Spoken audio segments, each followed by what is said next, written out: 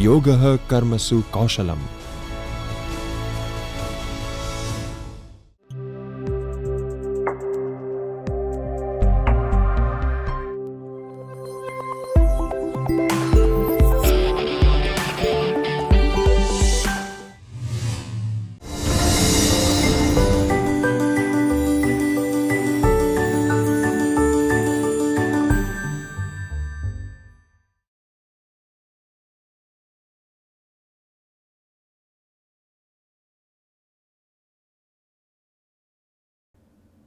In this video, we are going to discuss about the non-native varieties of English and the sociopolitics of English proficiency assessment.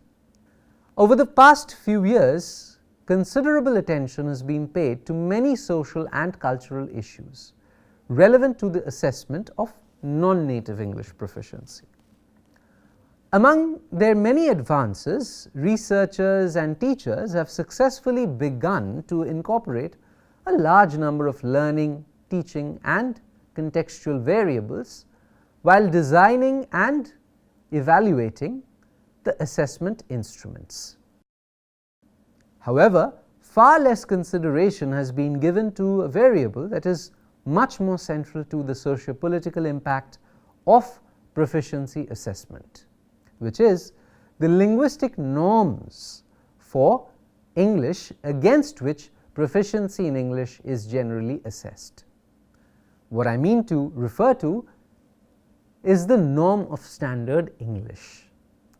Rather, an implicit and frequently explicit assumption has been made that the universal target for proficiency in standard English around the world is the set of norms which are accepted and used by highly educated native speakers of English. This assumption is no longer valid in light of the current demographics of the world's English. This assumption is no longer valid in the light of the current demographics of the world's English-using population. Many specialists in language and language teaching, such as David Crystal, has observed that English is currently used by many more non-native than native speakers. In fact, the late Peter Strevens, a renowned British specialist in teaching of English as a second language, estimated that native speakers now comprise only a fifth or even less of the world's English users.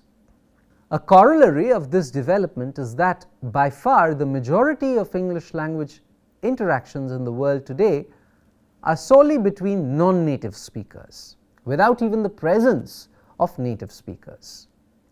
In many countries where non-native speakers use English mainly as a foreign language, that is for international communication, with few in-country users, for example in Japan, Thailand and in Korea, teaching English as second language is based primarily on native speaker norms.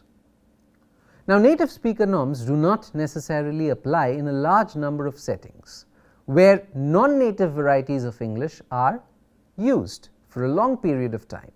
These are varieties which have developed in countries formerly colonized by the British or by the Americans, where English continues to be widely used as the second, often official language by substantial numbers of non-native speakers for a lot of international purposes.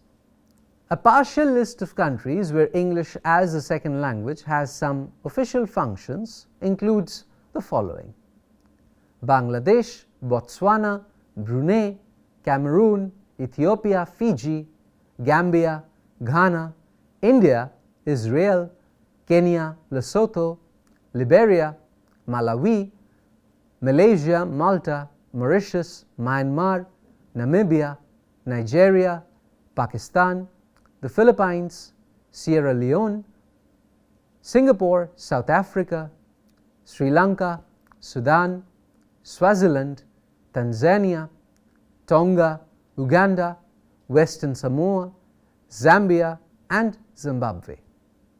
Since their independence, these countries have continued using English to varying degrees. In many of them, English is still used for some of the legislative, administrative and judicial functions of government, and is the principal medium of instruction in the educational system, especially in secondary and post-secondary institutions.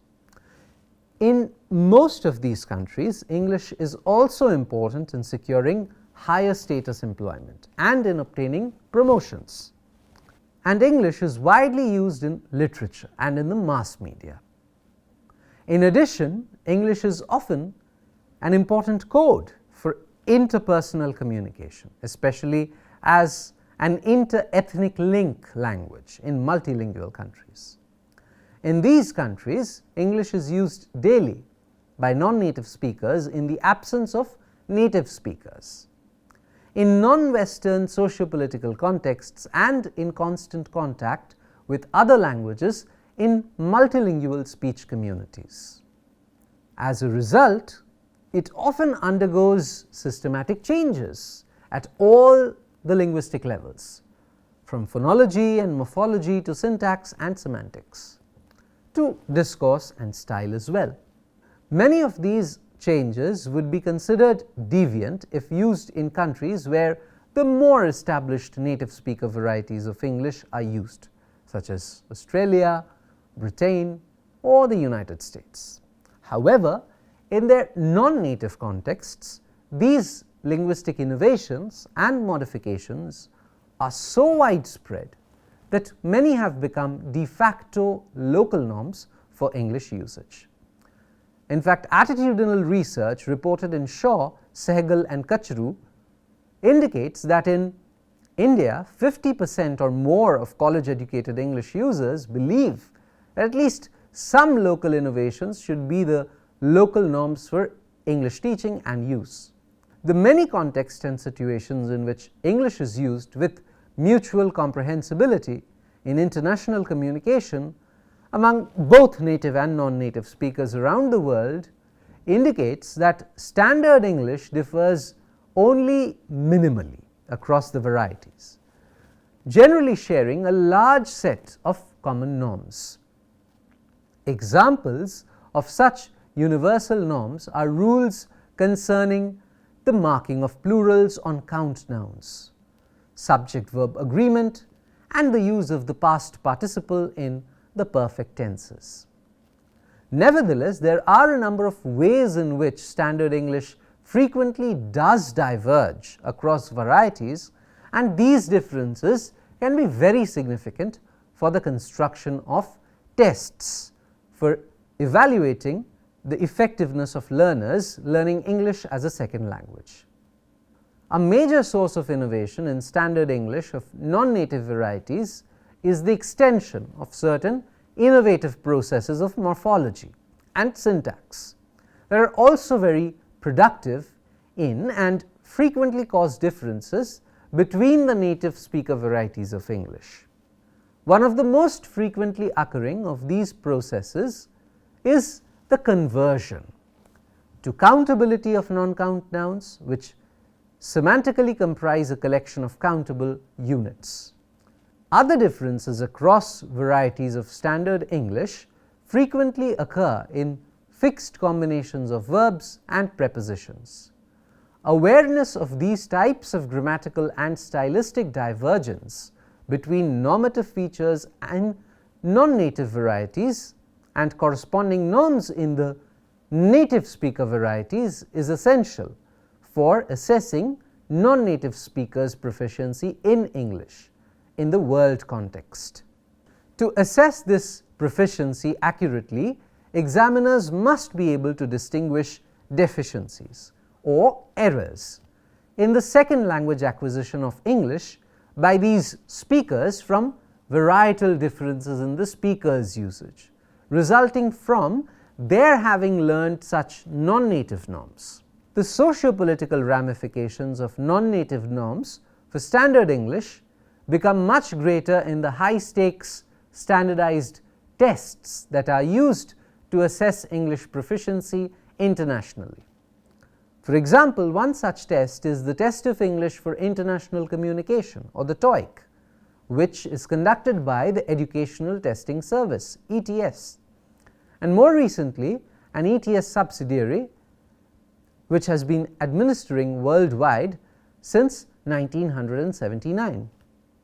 In its informational brochures, the TOEIC describes itself as designed to test the English language as it is used internationally in business, commerce and industry.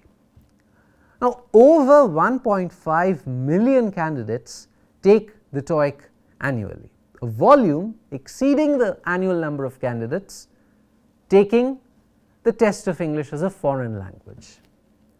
A former director of the TOEIC, Stephen Stupak, explains that the TOEIC is for people working internationally who need to be able to communicate in English with both native and non-native speakers.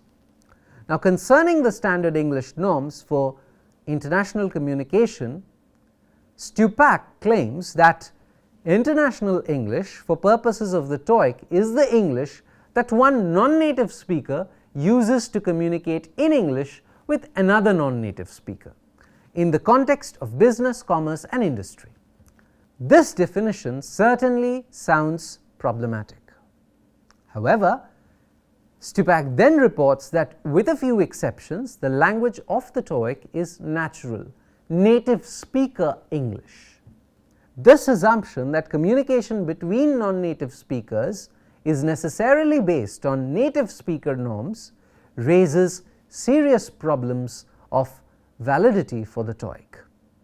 A partial solution to this dilemma would be to screen out items which test the types of norms which are known to differ considerably across the varieties, such as specific verb plus preposition combinations and the conversion to countability of non-count nouns, which semantically comprise collections of countable units. A second solution would be to supplement the current multiple choice format of the TOEIC with a holistically scored essay question in order to compensate for any remaining multiple choice items that might not accurately reflect standard English as it is used internationally. Though still only in its early stages, research on non-native varieties of English has already provided considerable evidence that many grammatical and discourse features of standard English in these varieties differ from corresponding norms in the native speaker varieties. Now, some of these grammatical differences result from the same linguistic processes, which also produce differences between native speaker varieties. Other non-native innovations are more stylistic and they reflect socio-cultural imperatives to mark formality and deference in several contexts of communication. These observations challenge at least two faulty assumptions that are widely held by many of the qualified professionals who construct and administer tests of English proficiency, particularly tests of English as an international language, such as the TOEIC.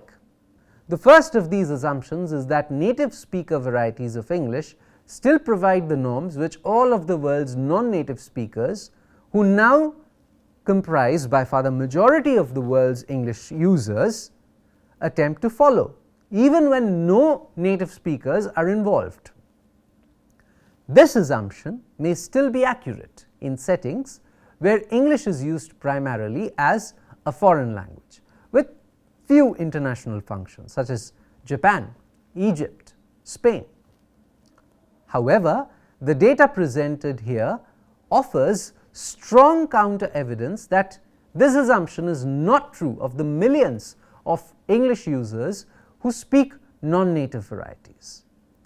The second, almost neo-colonial assumption held by many who design English proficiency tests is that the native speakers still should determine the norms for standard English around the world.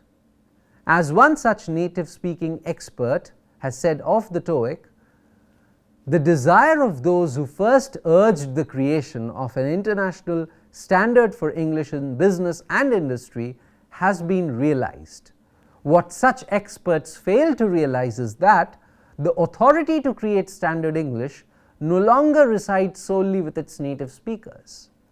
Braj Kachru poses and then answers the crucial question: what is standard English and what are its models and norms?